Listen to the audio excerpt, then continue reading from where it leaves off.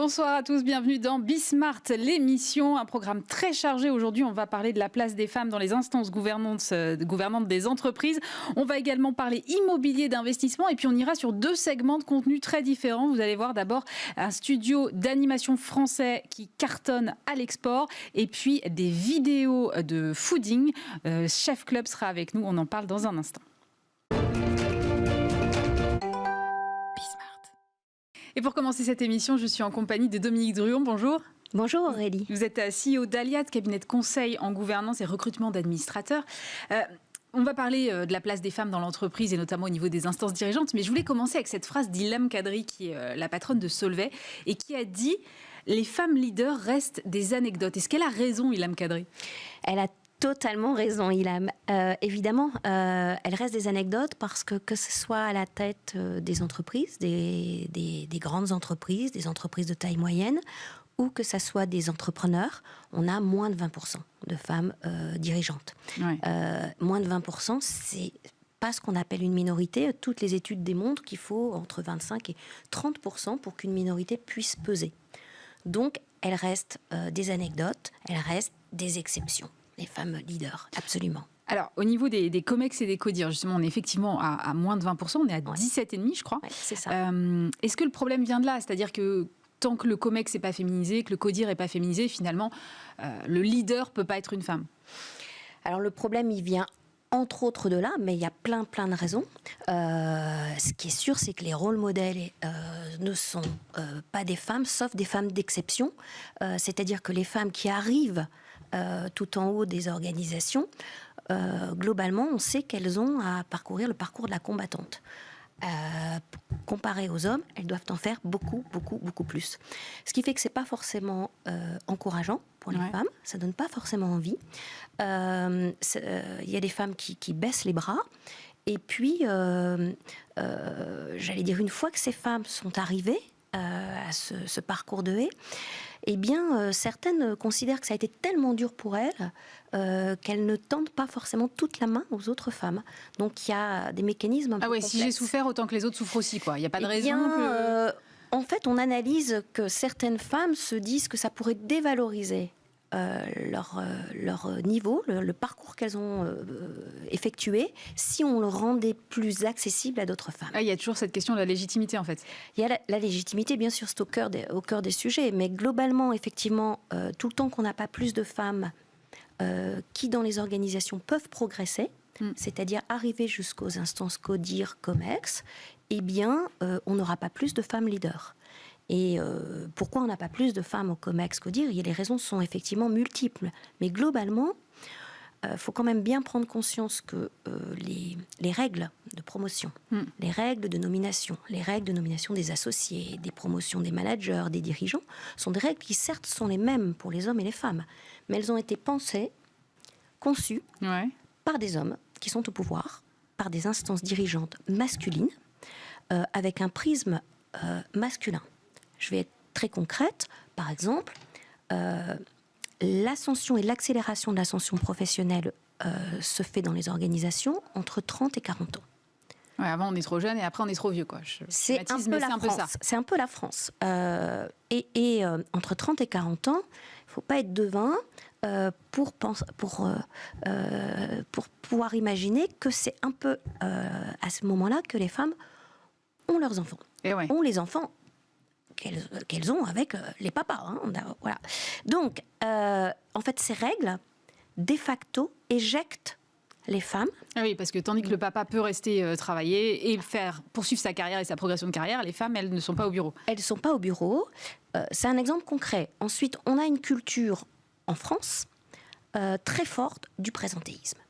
Très forte du présentéisme. Beaucoup de décisions se prennent après 18 heures de façon informelle, les réunions le mercredi. Alors ce qui est sûr, c'est que ça va changer certainement parce que la crise Covid et ce que nous vivons depuis 1 an fait que le présentéisme a volé en éclats. Et le télétravail, qui avait des freins incroyables, eh bien tous ces freins sont levés. Ce qui veut dire qu'en fait, cette notion ce sont des codes en fait, sont en train là pour le coup, de disparaître. Donc ça va peut-être aider un peu quand même. C'est clair que ça va aider. Ce qu'on a aussi conscience, ce que démontrent les études, petit à petit, c'est qu'on voit qu'en fait, les aspirations des jeunes générations, les aspirations d'avoir un équilibre, ce qu'on appelle de vie professionnelle, vie perso, un peu plus de liberté, sont complètement alignées finalement sur les attentes des femmes, des mamans. Entre 30 et 40 ans, c'est-à-dire avoir pour les mamans un temps de parentalité, puisque pour pouvoir s'occuper des enfants, et pour les jeunes, hommes comme femmes, avoir cet équilibre de vie, pas forcément de parentalité, mais de vie perso. Et donc, ce qui est intéressant, c'est qu'en fait, on est en train de se rendre compte que cet alignement de vision finalement du rôle de la société et de la place de la société dans la vie équilibre vie pro, vie perso, eh bien, les jeunes, finalement, quand ils regardent un CODIR ou un COMEX exclusivement masculin, cloné, avec pas cet équilibre a priori. Sans cet équilibre, ça leur donne pas envie. Donc il y a un vrai sujet d'attractivité des jeunes générations, et il y a un vrai sujet aussi au-delà de l'attractivité, de rétention. De talent. Talent. Bien sûr. Donc tout ça, ce sont des signaux sociétaux, en fait, qui permettent d'être confiants sur le fait que il va falloir faire évoluer les règles de promotion et prendre en considération ces éléments liés à la parentalité pour les femmes entre 30 et 40 ans, ces équilibres de vie pro-perso. Aujourd'hui, on a beau dire un homme qui demande un congé de parentalité, c'est pas toujours bien perçu. Est-ce que c'est bien perçu ? Eh bien non. Donc tout ça, ce sont des étapes, mais effectivement, quelques freins très concrets de l'ascension professionnelle des femmes dans les COMEX, que dire. Ouais, là, Dominique, on dresse un tableau qui est un petit peu noir, mais il y a quand même des choses qui ont évolué. On a fêté cette semaine les 10 ans de la loi Copé-Zimmermann. Je crois qu'on est à plus de 45% maintenant de femmes dans les conseils d'administration. Donc il y a quand même des choses qui bougent. On a une évolution quand même. Alors, oui, il y a des choses qui bougent, évidemment. Et effectivement, le 27 janvier, on a fêté les 10 ans de la loi Copé-Zimmermann. Alors, c'est intéressant de remettre en perspective qu'est-ce qui s'est passé en 10 ans. Je pense que vous savez, Aurélie, que c'est un sujet sur lequel, avec Aliat, on travaille énormément. Le recrutement de femmes administratrices, la prise de mandat, la formation de femmes administratrices. Sans la loi, ça n'aurait jamais été possible. Jamais.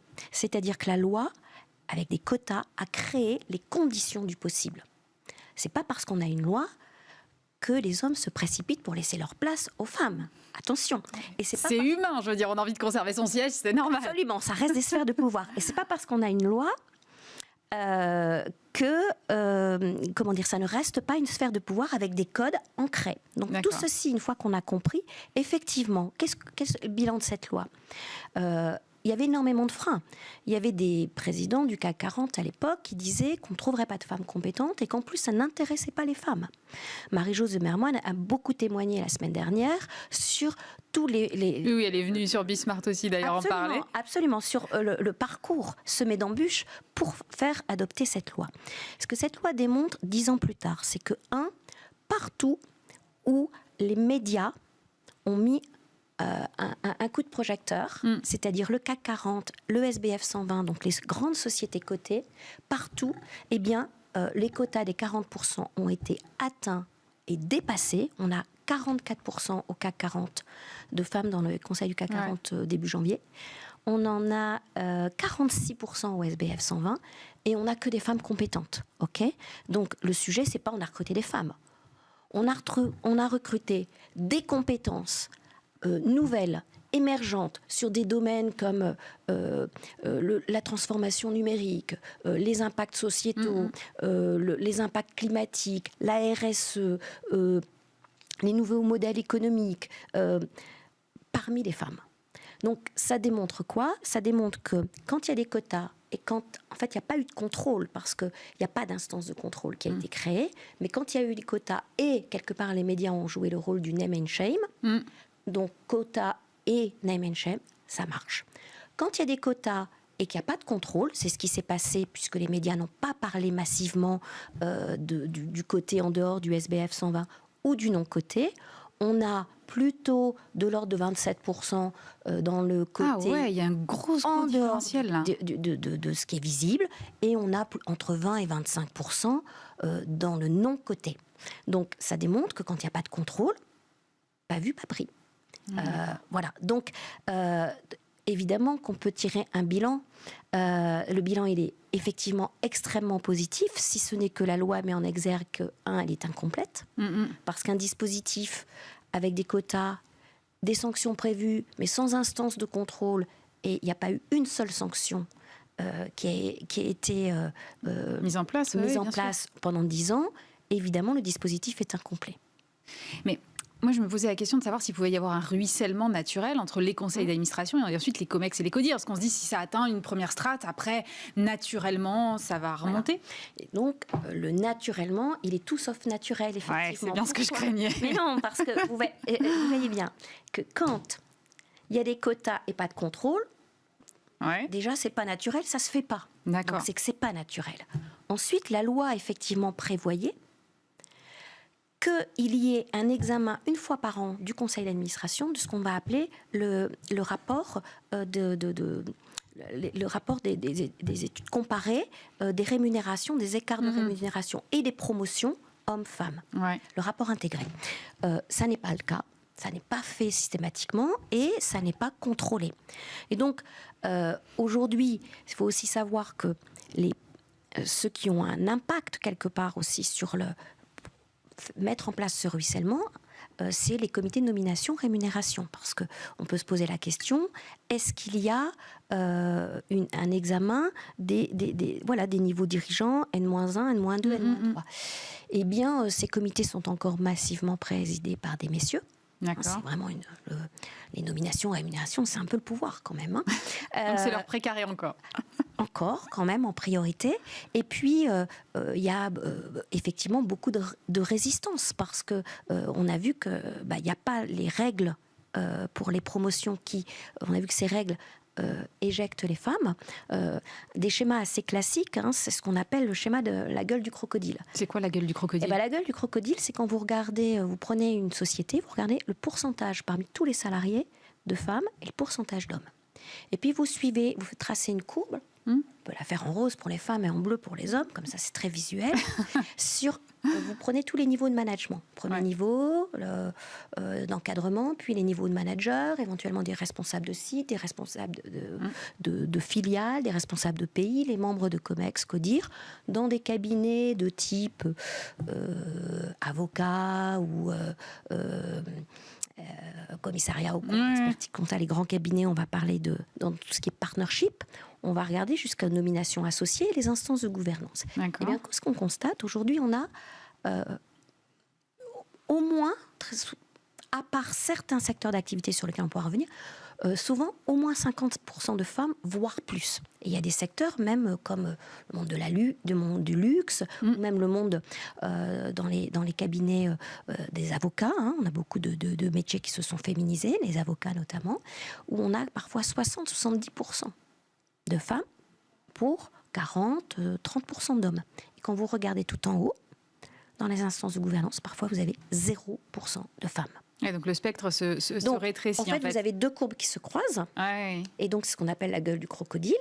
Et 0% de femmes. Donc, ça veut dire qu'on a une instance de gouvernance qui n'est absolument pas le reflet de la population de l'entreprise. Là, le gouvernement semble quand même vouloir aller jusqu'à à répliquer, en gros, la loi Copé-Zimmermann pour les COMEX et les CODIR. Est-ce que ça peut marcher ? Parce que les règles, comme vous venez de le dire, les règles ne sont pas du tout les mêmes de renouvellement. Le rythme de renouvellement n'est pas le même non plus que dans les conseils d'administration. Alors, effectivement, ça, c'est une excellente nouvelle. Effectivement, le gouvernement, et ce qui est intéressant, c'est que ce n'est pas que Elisabeth Moreno. C'est notamment porté, et très fortement porté, par Bruno Le Maire, Agnès Pannier-Runacher. Oui, il joue collectif, là, j'ai l'impression. Absolument.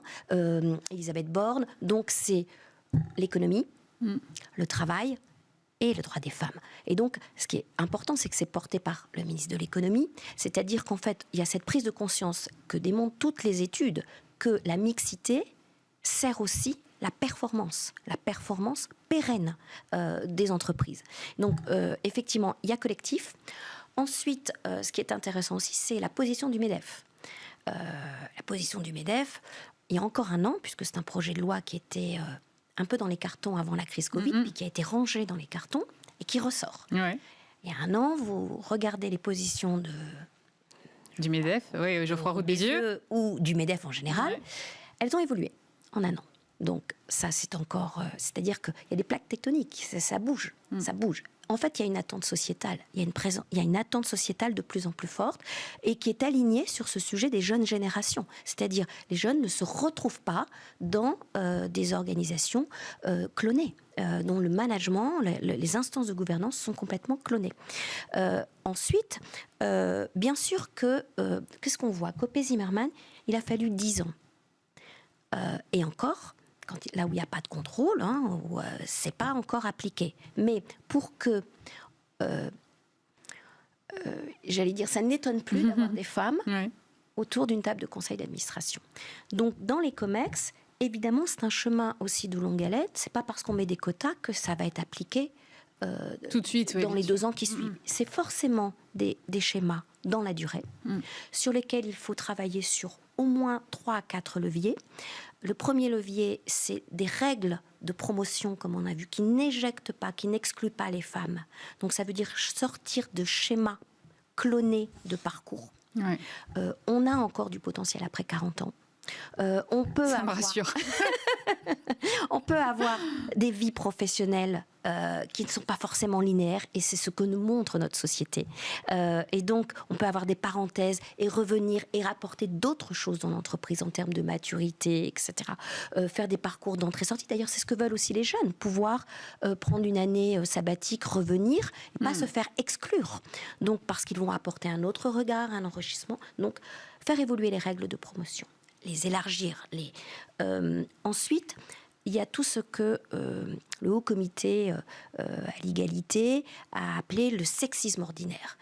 C'est-à-dire, il y a des choses qui ne doivent plus être acceptées dans des entreprises parce qu'elles étaient pensées dans un autre temps par des instances masculines, consanguines. Non, c'est pas une maladie que de partir en congé maternité. Quand on a 70% de femmes dans ses effectifs, on peut s'attendre à ce qu'il y ait des congés maternité. Pas être devin. Et il n'y a rien de plus anticipable. Donc, il suffit de... C'est l'organisation du travail. C'est l'équilibre vie pro, vie perso. Donc, il y a toute cette pédagogie, ces formations. Ensuite, il faut former les managers aussi à donner confiance aux femmes. Les femmes, aujourd'hui, ont gagné quelque part la bataille de l'éducation. Il y a 52% de femmes qui sortent plus dans les diplômés pour 48% d'hommes. Et les femmes peuvent avoir, parce qu'elles ont été un peu éduquées comme ça, la naïveté de penser que si on est bonne élève et qu'on a les meilleures notes, on va être promu. Oui. Non. Ça marche juste pas comme ça. Non, ça, je confirme. Voilà. Et donc, il faut aussi encourager les femmes à lever la main. On sait que les femmes, tout le temps, elles considèrent pas qu'elles ont 90% des compétences du poste qui est ouvert, elles vont pas lever la main. Les hommes ne fonctionnent pas tout à fait pareil. Donc, encourager les femmes à gagner en confiance en elles, former les hommes, managers, à tendre la main, mettre des règles comme dans toute proposition d'évolution ou d'examen de promotion qui est un candidat homme-femme, par exemple. Et puis, il y a des filières où il faut aller retravailler, j'allais dire, le sourcing au niveau des étudiants et académiques. Ouais. Et là, ça va prendre au moins 10 à 15 ans. C'est les filières numériques, où la part des femmes dans le numérique a baissé par rapport à... c'est les filières ingénieurs, par rapport... moi, je suis une ingénieure, à ma génération, il y a moins de femmes qui sortent des écoles d'ingénieurs aujourd'hui que quand je suis sortie, dans les années 90. Voilà. Donc, on va arriver au bout, mais je voudrais quand même qu'on parle de la tribune que vous avez co-signée la semaine dernière dans le JDD avec 120 responsables de réseaux féminins et des entrepreneurs sur le thème de la relance paritaire. Moi, je voudrais comprendre, Dominique, que vient faire la parité dans la relance ? Ben oui, alors d'abord c'est une tribune qui est adressée à Emmanuel Macron. Ouais. On a bien compris que la gestion de la crise Covid s'inscrivait aussi dans une anticipation d'une élection présidentielle. Qui arrive, oui, en effet. Et donc, on va parler de relance économique. On voyait bien qu'on parlait des quotas dans les COMEX et de l'impact de la mixité sur la performance économique. On constate que pendant cette crise, les femmes ont particulièrement souffert. D'abord parce qu'elles représentent beaucoup des emplois à temps partiel. Beaucoup d'emplois ont été supprimés à temps partiel, des emplois plus précaires. Bref, que les femmes sont perdantes sur le plan économique de cette crise. La relance, d'abord, on pense que on a 4 mesures phares. On propose dans cette tribune à Emmanuel Macron, en insistant effectivement sur le collectif du gouvernement autour des 4 ministres qu'on a évoqués. Premièrement, on propose de mettre en place des quotas. Pour les COMEX, les CODIR, ça a démontré son efficacité pour les conseils d'administration. On constate que dans les sociétés où il y a des femmes dans les conseils d'administration parce qu'elles n'ont pas eu le choix qu'il y a des quotas, il n'y a pas de femmes au COMEX. Donc c'est quand on a des quotas, on trouve des femmes compétentes. Quand on n'a pas de quotas, on trouve des excuses. Voilà. Mais oui, c'est bien dit. Voilà. Donc quotas. Deuxièmement, favoriser l'entrepreneuriat au féminin. L'entrepreneuriat au féminin est très peu favorisé. Il est peu financé. Il y a seulement dans les fonds d'investissement, n'investissent que dans 3%. 3% des investissements des fonds sont des entreprises créées par des femmes. Donc là aussi, c'est rien du tout. C'est rien. Voilà. Ensuite, tout ce qui est lié à l'accompagnement, c'est-à-dire pour tout ce que l'État a un rôle à jouer dans les réponses à appels d'offres, etc. On pense qu'il faut mettre plus de critères de mixité dans les dépouillements d'appels d'offres, etc. Et enfin, la revalorisation de tous les métiers dits féminins. C'est le cas beaucoup de métiers dans la santé. On a beaucoup parlé des hôpitaux ou dans l'éducation nationale, etc. Ce sont des métiers. On constate que les métiers, quand ils deviennent féminins, sont moins valorisés. Et on évoque aussi pour cette revalorisation un exemple qui est ce qui s'est passé au Canada et sur l'équité de paiement avec une révision tous les 4 ans à poste équivalent. Il y a une équité salariale. Voilà. Donc on espère que, effectivement, c'est une tribune donc, qui a été publiée dimanche dernier dans le JDD. Alors certes, elle a été lancée par Marie-Éloi et Mégette Bugeaud. Marie-Éloi qui était sur notre plateau il n'y a pas longtemps. Voilà. Qui sont 2 femmes extraordinaires en charge de réseau féminin. Digital Ladies pour Mégette. Pour Marie, femme de Bretagne, Bouge ta boîte. Mais il y a aussi donc énormément de réseaux féminins, donc des présidentes de réseaux féminins, mais des entrepreneurs, dont je fais partie. Et puis je suis aussi dans bon nombre de réseaux féminins, mais il y a aussi des hommes. Les réseaux, c'est important. Les réseaux, c'est très important. Les réseaux, c'est très important, mais c'est loin d'être suffisant. On voit le truc un peu cosmétique. Oui, bon, encore un club de filles, quoi. Enfin, oui, je caricature, mais on entend beaucoup ça. On entend beaucoup ça, mais les réseaux, c'est très important. Regardez les hommes, comme s'il n'y avait pas de réseau d'hommes. On ne dit pas c'est un club d'hommes. Non. Là où les hommes sont très forts, c'est que les réseaux d'hommes réseautent. Les filles sont encore trop scolaires. Dans les réseaux de filles, on travaille. On travaille à gagner de la confiance en soi. On travaille. Voilà, il faut que les femmes apprennent à réseauter. Et surtout, je pense que les réseaux de femmes ont atteint un niveau de maturité où il faut maintenant que les femmes ne fassent pas ce qu'elles reprochent aux hommes, c'est-à-dire continuer de se réunir entre femmes. Il faut maintenant que les réseaux de femmes intègrent les hommes. Et cette tribune intègre. Mais oui. Oui, non, mais je suis d'accord avec vous. C'était la question d'après. C'était effectivement un moment. La parité se construit avec les hommes. Elle ne se construit pas contre les hommes. Et il y a des hommes qui sont absolument convaincus. Guy Mamoumani, qui est un... Jamais sans elle. Voilà, qui refuse toute, sur un plateau télé, il refuse toute prise de parole s'il n'y a pas une femme. Eh bien, il est exemplaire sur ce point. Et il y a voilà, c'est avec des hommes comme lui, mais il y en a beaucoup, et il y en a beaucoup dans la signataire. Absolument, que la parité se construira et je dirais la modernité de nos sociétés sera en ligne avec une société plus inclusive. Voilà. Et je parle de la parité homme-femme, mais on peut parler de l'inclusion d'une manière générale. Il se trouve que je suis très engagée sur la parité homme-femme, bien sûr. Merci beaucoup, Dominique Druon, CEO d'Aliat. Merci d'avoir été avec nous. Merci Aurélie. À bientôt. À bientôt.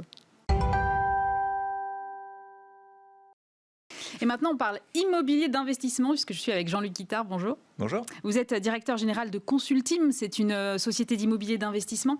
Alors après le confinement, pendant le confinement, on a entendu un peu tout et n'importe quoi sur l'immobilier, notamment sur l'immobilier d'investissement. Alors quel bilan est-ce que vous tirez de 2020 ? 2020, année Exceptionnel, on va dire, en ce sens qu'on n'avait rien prévu. Le marché s'est pas totalement effondré. Premier confinement, forte baisse d'activité, fermeture des notaires notamment, donc on ne peut plus signer d'actes, etc. Ouais. Reprise assez forte jusqu'au mois d'août. Ouais. Avec une espèce de marché qui s'était contenu finalement. Un mois de septembre, octobre qui démarre très bien, puis un deuxième confinement qui ralentit à nouveau. Nous, ça se traduit par une baisse d'activité autour d'une vingtaine de pourcents, mais toujours beaucoup de demandes, toujours beaucoup d'activités, beaucoup de questions, beaucoup d'incompréhension, dans un monde où il y a plus d'épargne, incontestablement, dans un monde où il y a une espèce de chimère, crainte inflationniste non vérifiée en tout cas à ce stade. Voilà, mais qui fait dire à beaucoup de gens l'immobilier finalement c'est assez adverse à l'inflation. Enfin, ça peut traverser un peu l'inflation un peu plus facilement. Donc une demande que je qualifierais d'assez forte que les circonstances ne permettent pas toujours de satisfaire. D'accord. Alors c'est vrai que l'immobilier, je me posais la question de l'attractivité, parce que comme vous le dites, en général, c'est quand même un placement attractif, c'est la sécurité, c'est la pierre, tout ça. Bon, est-ce que c'est toujours le cas aujourd'hui ? Parce que, comme vous le disiez, bon, il y a cette espèce de spectre d'un potentiel retour de l'inflation. Et puis, on voit aussi qu'il y a beaucoup de particuliers, d'épargnants qui sont revenus en bourse à un moment. Donc, souvent, on se dit, ceux qui mettent en bourse ne mettent pas forcément sur l'IMO, quoi. Alors, arbitrage, forcément beaucoup d'arbitrage avec des périodes. Beaucoup de gens qui vont en bourse post-premier confinement, disant ça a tellement baissé que ça va remonter. Ouais. Pas faux d'ailleurs. Ça marche plutôt bien. Voilà. Ouais. Mais on est plutôt dans une logique, je vais dire, c'est presque un jeu. C'est devenu un peu un jeu. C'est-à-dire qu'on a des comportements de je cherche à faire un gain immédiat, mais on a quitté, je trouve, en bourse la zone d'investissement de très long terme, de vision autour de je prépare ma retraite, etc. On est vraiment dans des choses très opportunistes. Ça existe. Ouais. Après, tout le monde de l'assurance-vie, il y a une espèce de tendance à la baisse parce que les États émettent beaucoup de dettes. Il y a beaucoup de dettes d'État qui va dans les... Non, puis l'assurance vie, si on est placé en fonds euros, c'est pas non plus dingue. Les taux de rentabilité sont pas très bons. Donc là, on a vu d'ailleurs une décollecte. Le bilan 2020, c'est celui-ci. Donc reste l'immobilier, finalement. C'est pas par défaut, mais un immobilier sur lequel, pour moi, il y a maintenant une acuité beaucoup plus forte. On essaye de comprendre parce qu'on parle de bureaux, on parle de commerce, on parle de résidentiel, on parle d'immobilier géré. Je trouve que, les Français, mais les investisseurs d'une manière générale, rentrent dans une zone de recherche plus forte, d'une compréhension, d'une forme de confort sur ce qu'ils achètent, pourquoi ils l'achètent, de stratégie, de réflexion, d'allocation de ce qu'ils vont pouvoir faire. Donc je pense que ça va augmenter l'acuité, mais l'immobilier reste le sujet. Enfin, en France, on est amoureux de l'immobilier. Enfin, je ne sais pas si je peux le dire comme ça, c'est peut-être un peu fort, mais on a un goût immodéré pour cette chose immobilière, cette propriété ou cet immobilier d'investissement locatif.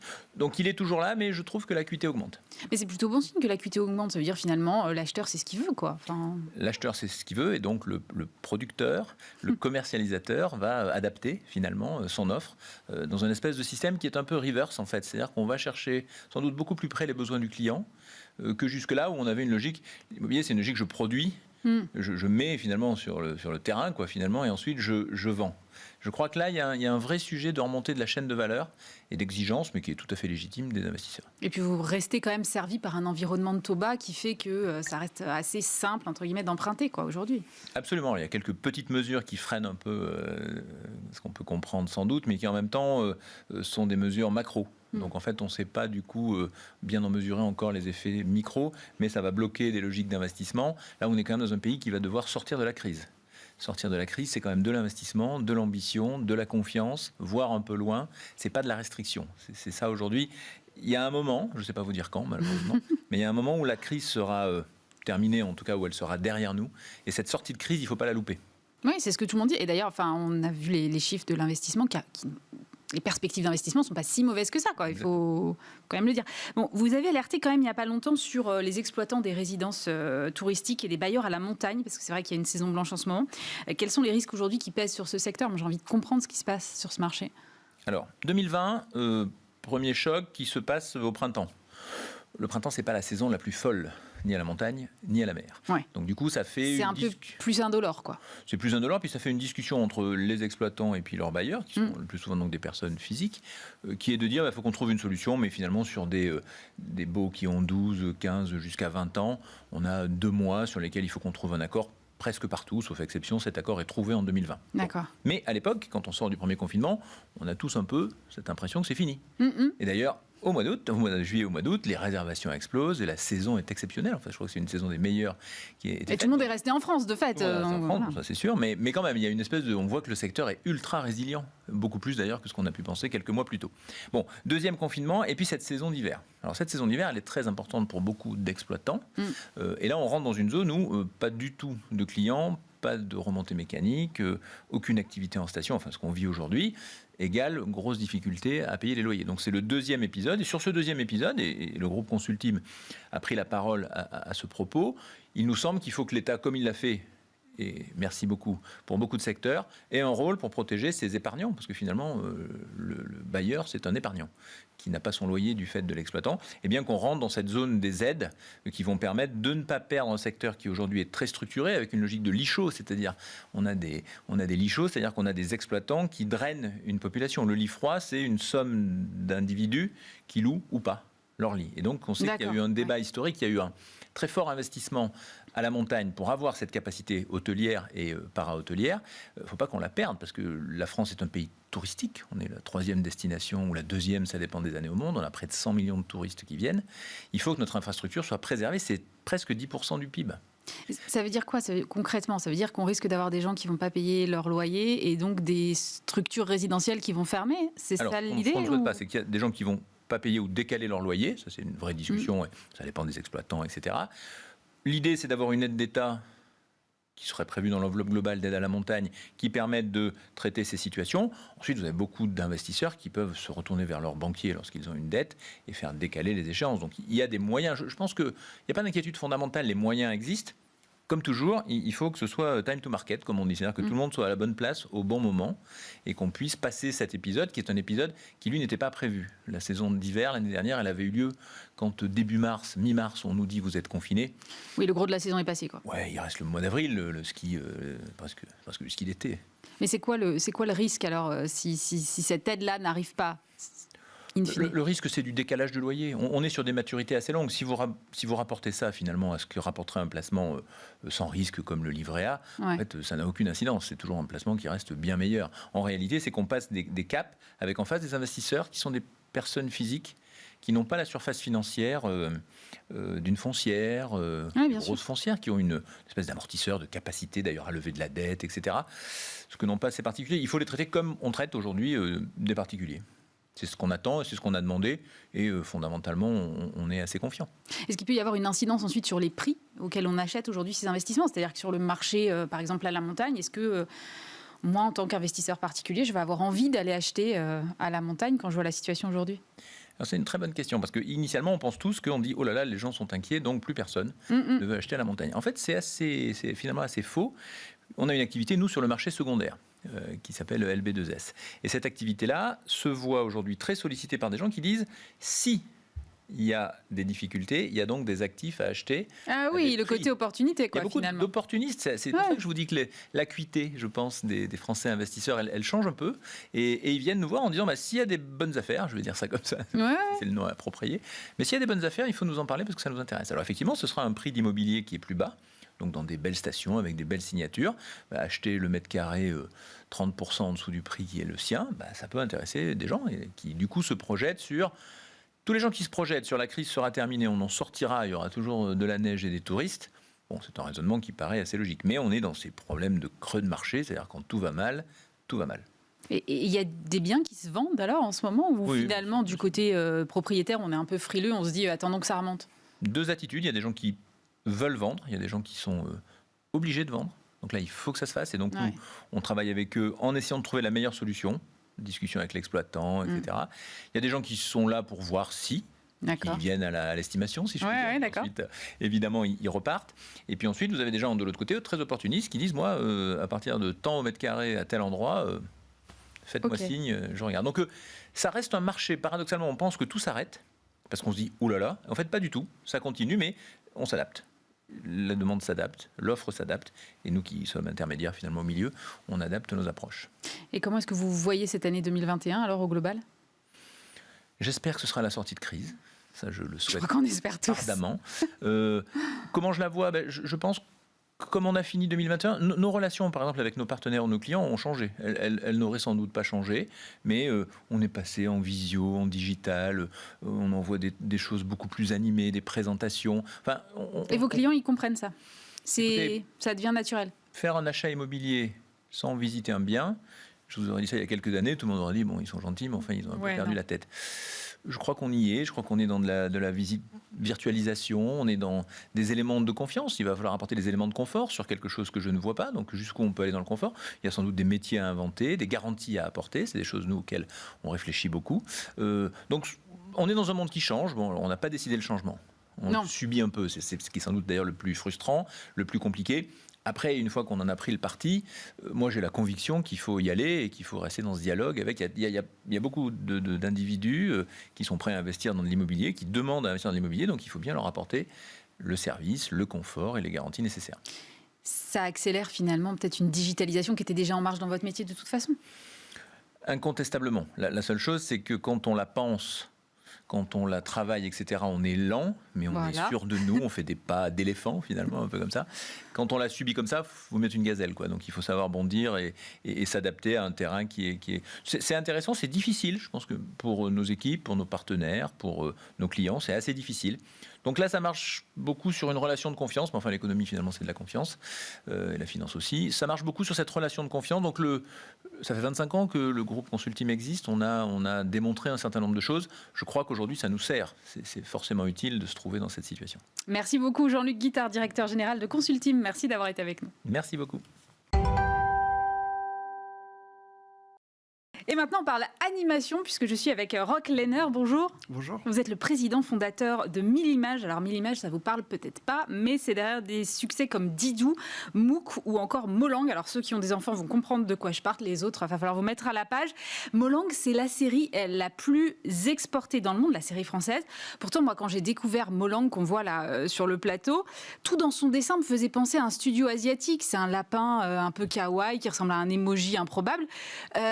Comment ça se fait que c'est français, en fait? Alors là, vous avez dit beaucoup de choses. Mais, alors, Molang, l'histoire de Molang, c'est que au départ, c'est un emoji. Ouais. C'est une jeune artiste coréenne qui a créé ce dessin. Et qui un jour est venue nous voir en disant « Je voudrais faire un dessin animé ». Mais sans savoir comment on faisait, et sans qu'il y ait d'histoire, sans qu'il y ait de personnages secondaires, etc. Et en fait... elle s'appelle Eji Yoon. Elle a rencontré quelqu'un de chez nous qui s'appelle Marie-Caroline Villan. Ensemble, l'une a mis ses dessins, l'autre a mis ses idées et sa culture, des histoires et de l'écriture. Et puis, ça a créé la propriété intellectuelle qu'elle est aujourd'hui, Molang. Donc, c'est une IP, propriété intellectuelle property, en ce sens que c'est un dessin animé qui est vendu dans 200 pays au monde. Hein, on est partout dans le monde sauf en Corée du Nord. C'est dingue. Mais ce sont des centaines de millions d'enfants qui regardent Molang chaque jour. Mais le côté exceptionnel, parce que Didou était vendu dans 200 pays et Mouk aussi était vendu dans 200 pays. Ah ouais? On est un peu coutumier du fait chez 1000 Images. Mais Molang, il y a un autre aspect qui s'est révélé, c'est que non seulement Molang est international, il parle à toutes les cultures. Je vous rappelle que le concept de Molang, c'est le bonheur. Hein, comme quoi, le bonheur, c'est peut-être la quête du genre humain, tout simplement. Ouais. Mais on s'est aperçu que Molang a une vie et une notoriété absolument qui croît de façon exponentielle sur les réseaux sociaux. Aujourd'hui, il n'y a pas que la diffusion télé, plateforme. Non, il y a tout ce qui est plateformes de diffusion linéaire, les télévisions traditionnelles, les plateformes non linéaires, Molang est sur Netflix par exemple, ouais. ou sur YouTube ou sur Amazon. Mais il y a aussi tous ces réseaux sociaux, c'est Facebook, c'est Instagram, c'est Twitter, c'est Pinterest, voilà. Je vous donne un exemple. Ouais. Et là, il y a 4 millions de personnes qui suivent Molang quotidiennement, peut-être pas, mais qui suivent Molang, qui se déclarent. C'est dingue. Mais je vous donne un chiffre encore plus presque choquant. Il y a une plateforme qui s'appelle Jiffy. Jiffy, elle alimente en emoji. Oui, bien sûr, je vois très bien. Elle alimente Facebook et elle alimente Instagram et d'autres plateformes. Et là, Molang est l'une des 10 plus grosses propriétés mondiales, toutes catégories confondues, pas seulement le dessin animé. on cumule 12 milliards 500 millions d'utilisations. Mais ce que vous êtes en train de me dire, c'est que vous n'intéressez pas que les enfants, là. Non, c'est bien sûr. Là, ce sont les jeunes adultes, plutôt les femmes. Ah, c'est marrant. Et on a constaté, parce qu'on a les chiffres, c'est la beauté du digital, hein, c'est la beauté de cette époque. Ouais. Pour nous, en tant que producteurs de dessins animés, on peut mesurer des choses qu'on estimait avant, mais de façon approximative. Aujourd'hui, ce sont 60 millions de personnes qui utilisent un emoji Molang pour communiquer leurs sentiments, leurs sensations, leurs messages. Mais d'où la ligne de produits dérivés, parce que vous avez eu le nez fin, il fallait tout de suite se lancer. Pourquoi vous ne l'avez pas confié à l'extérieur? Moi, j'ai vu que vous faisiez ça vous-même. Alors on fait ça nous-mêmes. Alors je reviens un peu sur Mimage. Hein. Oui. Mimage a 30 ans d'existence avec quelques marques significatives qui ont été créées. Je voudrais rappeler aussi Les Lascars qui vient d'être édité sur Netflix là au début du mois. Et nous sommes une société totalement intégrée, c'est-à-dire que nous créons des propriétés intellectuelles, nous créons du design. Certains recherchent des molécules, nous on recherche des dessins. D'accord. Et on recherche des dessins, des idées, de l'écriture. Après, on finance, et on finance avec des partenaires, que sont en général les chaînes de télévision, principalement françaises, mais aussi des organismes comme le CNC, Oui. qui s'appelle le Centre national de la cinématographie et de l'image animée. Tout à fait. Et puis, on fabrique, on a une activité industrielle aussi, on fabrique des dessins animés en 2D, des dessins animés en 3D. Et puis, la particularité de Mimage, c'est que nous gardons nos droits pour être dans les meilleures dispositions, dans la meilleure configuration pour les exploiter. Et nous avons donc une équipe de vente qui opère au niveau mondial. On a une équipe de marketing et communication, mais qui s'occupe aussi de la création de contenus dédiés digitaux, c'est-à-dire qu'on crée des programmes spécifiques pour Facebook, spécifiques pour Instagram. Mais ça doit vous coûter super cher et vous ne devez pas monétiser grand-chose sur Facebook et Instagram. Alors, ça nous coûte très cher, mais le dernier département, en principe, dans la théorie, c'est celui qui doit bénéficier de tout ça. C'est le département licensing et merchandising. Ah oui. Et là, on a un réseau qui couvre à peu près, en tout cas les pays significatifs du monde, avec des agents qui ont pour mission de promouvoir Molang auprès des industriels qui ont fabriqué des produits et qui vont nous payer un droit de licence. Alors tout ça, c'est quelque chose en construction. Hein. Alors, pour l'instant, vous disiez ça coûte cher. Oui, ça coûte cher. Parce que c'est quoi le prix, par exemple, d'un épisode? C'est de l'investissement. Un épisode, ça coûte combien? Je ne veux pas raisonner par épisode, mais par série. Alors, on a des séries qui font 52 x 5 minutes. 52 x 5 minutes, c'est un budget de 3 millions d'euros. Ah ouais. Donc oui, c'est beaucoup, mais ça représente... alors, c'est un budget de 3 millions d'euros. Particularité de Molang. Ça fait 5 ans, donc, qu'on a sorti la première saison. On est à la fabrication de la saison 6. 6 fois 52. Ah ouais. Épisodes. Donc ça n'est jamais arrivé. Enfin, pour nous, ça n'est jamais arrivé. Même Didou ou Mouk, ça n'a pas fait autant de saisons? Non, pas autant. C'est pour ça, je vous le dis, c'était des succès. Oui, moi, mes enfants connaissent en tout cas. Bien sûr, mais très loin, non, très loin. Pardon. Non, mais Molang, il y a un côté, justement, tout à fait... mais comment on explique ça? Comment on explique que ça marche mieux que les autres? Alors moi, j'ai une explication. Hein. Alors, on est vraiment dans le design kawaii. Ouais. Kawaii, c'est un mot japonais qui veut dire mignon. Mais c'est pas seulement ce que ça veut dire mignon, c'est aussi un design très symbolique. Et le symbole, ça sert à quoi? Ça sert à passer des messages.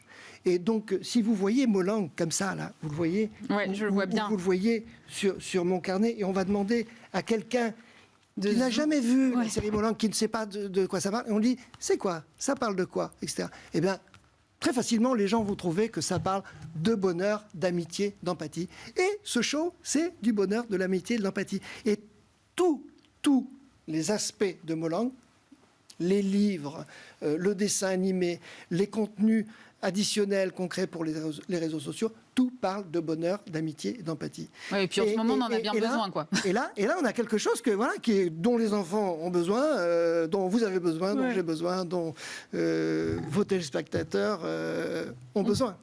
Mais Est-ce qu'il y a une excellence française quand même autour du dessin animé? Parce que votre studio, vous, ça fait 30 ans que vous faites ça, mais il y en a d'autres en France.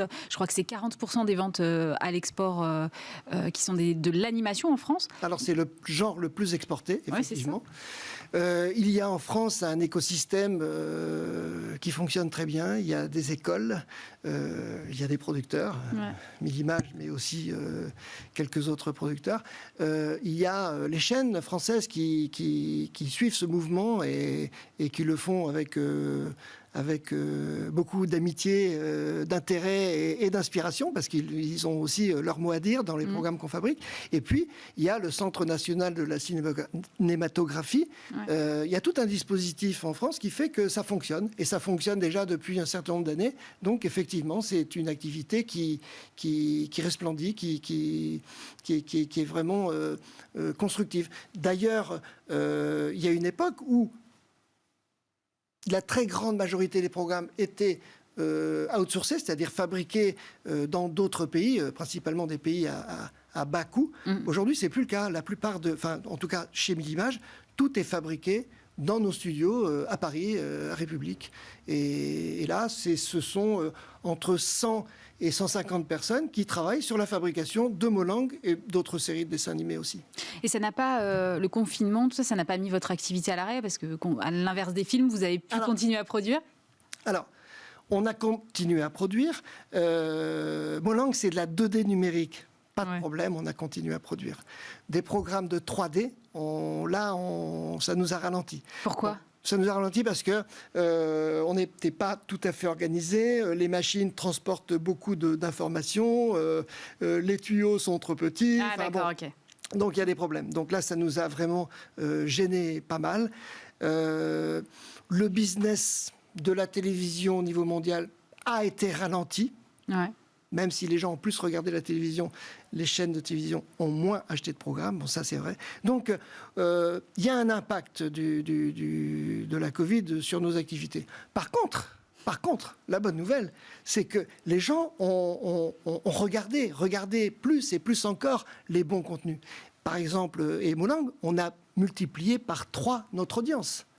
Donc, Par 3. Je veux dire, on suit nos courbes de notoriété, nos courbes de consommation, c'est monté comme ça, de façon exponentielle. Et ça, c'est notre actif pour le futur. C'est la meilleure indication que l'on puisse avoir sur la notoriété du personnage. Et si on part du principe que la notoriété est une dérivée de l'exposition, le chiffre d'affaires est une dérivée de la notoriété. Merci beaucoup, Roch Lehner, président fondateur de Millimage. Merci d'avoir été avec nous. Merci. Tiens, on va parler maintenant d'un autre genre de vidéo avec Thomas Lang. Bonjour. Bonjour Aurélie. Vous êtes cofondateur de Chef Club. Ce sont des vidéos de recettes que vous avez lancées il y a un peu plus de 4 ans. Aujourd'hui, vous faites 1 milliard de vues mensuelles. Est-ce que ça a un impact en termes de business? Parce que moi, je me disais, OK, des vidéos de recettes, c'est cool, c'est canon, j'apprends plein de trucs, elles sont marrantes. Mais en termes de business, ça donne quoi? C'est en train de se développer. C'est pour nous la première étape pour un business qui est bien plus grand, qui se construit autour du contenu, on va y revenir, mais qui inclut surtout du commerce. Je vais en parler, mais en gros, Chef Club, aujourd'hui on la présente comme la marque qui rassemble tout le monde en cuisine, en la rendant extraordinaire et accessible. Extraordinaire à travers, vous le disiez, ces recettes de cuisine qui sont très expérientielles, qui sont pensées pour créer un petit spectacle, et puis accessible avec ce positionnement hyper populaire par nature et qui est raccord avec ce qu'est la cuisine, un sujet dont on parle 3 à 4 fois dans la journée. Et donc, surtout en France. Surtout en France, mais en vrai, dans tous les pays. Nous, on est actifs dans tous les pays. Et cet enthousiasme grandissant pour la cuisine, il est partout. Alors, moi, je me demandais quand même, OK, vous publiez vos vidéos sur Internet, mais on vous voit partout sur Facebook, notamment, ou sur Instagram, peu importe. Comment, d'abord, quel est le coût de prod d'une vidéo et comment, derrière, vous allez chercher le business, quoi? Parce qu'il n'y a pas de pub a priori comme ça. Oui. C'est une bonne question parce que c'est un peu tout le pari de Chef Club qu'on poursuit depuis un peu plus de 4 ans.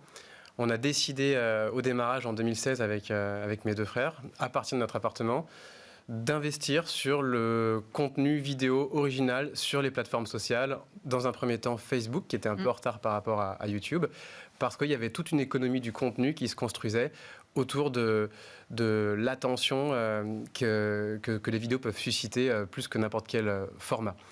Et pendant 4 ans, on a monté des capacités de production, des studios assez uniques en la matière, avec des coûts de production qui sont pas négligeables. Oui, ça me surprend pas quand je vois comment c'est filmé. Ouais. Voilà. Et l'originalité et l'audace du modèle, c'est qu'on n'a jamais rien demandé en échange de la distribution gratuite de ces vidéos dans le monde entier. Ce qu'on a gagné, c'est une notoriété extraordinaire. C'est aujourd'hui des tuyaux de promotion, une capacité média. Si vous l'avez dit, c'est plus d'1 milliard de vues chaque mois. C'est 100 millions de followers qui se sont rassemblés autour de la marque Chef Club. Et aujourd'hui, grâce à ce contenu, on a construit une relation de confiance avec tous ces gens qui attendent la marque de manière pertinente sur dans plein de pans de la cuisine. Et donc, le coffret qu'on a devant nous, c'est un bon exemple, mais on existe aussi sous forme de livres. On a vendu 700 000 livres en auto-édition. Donc, ce que ça veut dire, c'est qu'on est en direct avec notre imprimeur. Et ce que ça veut dire aussi, c'est que les marges n'ont rien à voir avec l'édition classique. On a vendu 150 000 coffrets qui équipent les enfants dès 3 ans. Il y a écrit dès 4 ans sur le packaging, mais moi, je cuisine avec mon fils qui a 3 ans tous les week-ends. Et aucune marque n'a rendu les enfants aussi autonomes. C'est une grande fierté. Et puis on avance dans l'alimentaire sous la marque Chef Club parce que des millions de fans nous attendent sur le sujet. Ça veut dire que en fait, votre business, vous êtes obligé de l'aller chercher dans la diversification. La vidéo, c'est le produit d'appel pour ensuite vendre des livres, bientôt des épices. Plus que le produit d'appel, on est convaincu que les marques de demain vont se construire sur le contenu. Le contenu, ça veut dire quoi? C'est la confiance que ça peut générer auprès de ses utilisateurs, c'est la transparence, c'est l'accès aussi. On passe d'une époque où des géants industriels, des géants FMCG pouvaient communiquer à travers des dizaines, des centaines de millions investis en publicité à la télévision. C'était très maîtrisé. L'attention aujourd'hui est passée sur les plateformes sociales où n'importe qui peut devenir producteur de contenu, où n'importe qui peut faire passer un message. Et pas n'importe qui peut réussir à avoir une échelle telle qu'on a construite, parce que pour preuve, ces géants, c'est de l'alimentaire, ces géants de l'industrie, sont complètement déstabilisés par rapport à cette capacité, dans cet exercice de toucher leurs utilisateurs sur ces plateformes. C'est pour ça que Seb investit. Là, vous avez fait un tour de table de 14 millions d'euros et il y a Seb qui entre au capital. C'est ça l'idée, c'est que peut-être Seb va pouvoir placer ses produits à l'intérieur de vos vidéos ou... Alors, c'est un investissement purement financier de la part de Seb Alliance, qui est la branche venture du groupe Seb. C'est vrai qu'en parallèle, on a un partenariat qui capitalise sur les expertises des uns et des autres. En l'occurrence, évidemment, cette incroyable expertise du groupe Seb sur la cuisson et le cookware de manière générale. Ouais. Et Chef Club qui associe à ses produits l'inspiration, parce que donc on a concrètement une marque qui s'appelle Chef Club by Tefal qui sera disponible dans les prochaines semaines dans la grande distribution dans la plupart des pays dans le monde. Et donc la valeur qu'on présente aux utilisateurs, à la communauté, c'est l'expertise du groupe Seb, et 2, l'inspiration Chef Club associée à tous ces produits. Donc vous allez acheter votre poêle, mais surtout, et aussi, dans le sens que vous voulez, ouais. la recette Chef Club qui va vous permettre de faire autre chose que cette omelette que vous faites traditionnellement toutes les semaines. Pareil pour toutes les recettes de la cuisine qu'on revisite avec l'angle Chef Club. Justement, l'angle, il est quand même très créatif. Comment vous faites pour avoir des idées pareilles? Tout à l'heure, on a vu une vidéo incroyable où le mec, il fait du chocolat, il verse sur des glaçons, ça fait un arbre. Enfin, c'est complètement dingue. Comment vous faites ça? Ah oui, donc, très très belle vidéo. C'est un long travail de conception, production et post-production. Et en gros, on étudie et on décèle les micro-tendances sur le sujet de la cuisine dans le monde entier. On parle souvent de fast fashion qui bougerait très vite. La cuisine va beaucoup plus vite. Ah bon? il y a des tendances qui émergent sur la base d'influenceurs qui existent dans tous les pays du monde, qui émergent plusieurs fois par mois. Et il s'agit d'être au fait de ces tendances, de les attraper. Et sur ces bases, on a des équipes de content strategists qui élaborent des idées qui sont ensuite passées entre les mains de chefs. Donc on a une équipe d'une petite dizaine de chefs qui sont tous issus de maisons étoilées, qui vont tester, challenger la recette. Et si c'est concluant, ça passe finalement en production, où on a un couple, un binôme de directeurs artistiques et de chefs qui vont ensemble raconter cette histoire de cuisine à la manière d'un divertissement, conscient que c'est extrêmement difficile de capter votre attention sur les plateformes et encore plus difficile de la garder jusqu'à la fin de la vidéo. Mais ce qui est unique chez Chef Club, c'est que ce milliard de vues qu'on fait chaque mois, c'est un milliard de vues avec un temps moyen de 50 secondes par vidéo. Ce qui est, en termes de captation d'attention, peut-être 10 fois supérieur aux moyennes du marché. Du coup, ça doit intéresser plein d'industriels, des marques de pâte à tartiner ou autre, quoi. Vous voyez ce que je veux dire? Vous ne voulez pas en mettre dans vos vidéos? C'est un parti pris? Non, super, merci pour la question. Donc, en effet, on a une dimension publicitaire qui peut sonner évidente et on a décidé de ne pas céder à l'évidence et de ne pas avancer sur ce modèle publicitaire. Donc, il y a quand même des revenus qui sont issus de la publicité. On en parlait tout à l'heure. On fait 1 milliard de vues chaque mois. Mais ce même milliard de vues, on le faisait déjà il y a 18 mois, sauf qu'il nous rapportait 0 € 0 € à la fin du mois. Là, en décembre 2020, sur 30 jours, il aura généré 1,5 million d'euros sans aucune force commerciale chez Chef Club. C'est simplement les plateformes Facebook, Snap, YouTube, Instagram, etc. qui rétribuent les créateurs de contenu et ça va aller en augmentant parce qu'il y a toute une économie autour du contenu qui se crée. Mais ça ne repose pas du tout sur les placements de produits. Qui aurait pu être une dimension du modèle. Donc on en fait de temps en temps, mais surtout, nous, on écoute et on se construit avec la communauté. Il n'y a rien de plus important pour nous que nos utilisateurs qu'on chérit et auxquels on offre ce contenu de haute qualité. Et ces gens ont commencé en 2017 à nous demander des livres. Alors ça me serait jamais venu à l'idée, à moi ou à mes frères, de développer une boîte sur la base de livres de cuisine. Et on a simplement écouté les gens qui ont commandé à demander des livres. Et ça a évolué en ces 700 000 livres vendus. Et c'était un peu la même chose avec les enfants. Les familles nous demandaient des produits. Et récemment, on a commencé à masquer les marques qui figuraient dans les vidéos Chef Club avec des packagings un peu grossiers. Mais on avait l'impression que c'était la pâte à tartiner Chef Club, les épices Chef Club, les glaces Chef Club. Et en ce faisant, des milliers, des dizaines de milliers de personnes ont commencé à nous demander où est-ce qu'on peut retrouver ces produits. Et de manière très naturelle, aujourd'hui, et avec beaucoup de confiance, on avance dans l'alimentaire. Donc, on dit non donc, au placement de produits et on développe nos propres produits en co-création toujours avec la communauté. Ce sujet est passionnant. Il est un peu challengé par le Covid parce qu'on accueille plus difficilement les gens. Mais on a cette capacité à co-créer, à écouter les gens à travers des focus groups, des sondages, des ateliers, qui est assez extraordinaire et qui nous permet de viser juste au final sur ce que les gens veulent. Merci beaucoup Thomas Lang, cofondateur de Chef Club. Bismart, l'émission, c'est fini pour aujourd'hui. Évidemment, on se retrouve vendredi prochain. Et lundi, vous avez rendez-vous avec Stéphane Soumier. Très bon week-end à tous.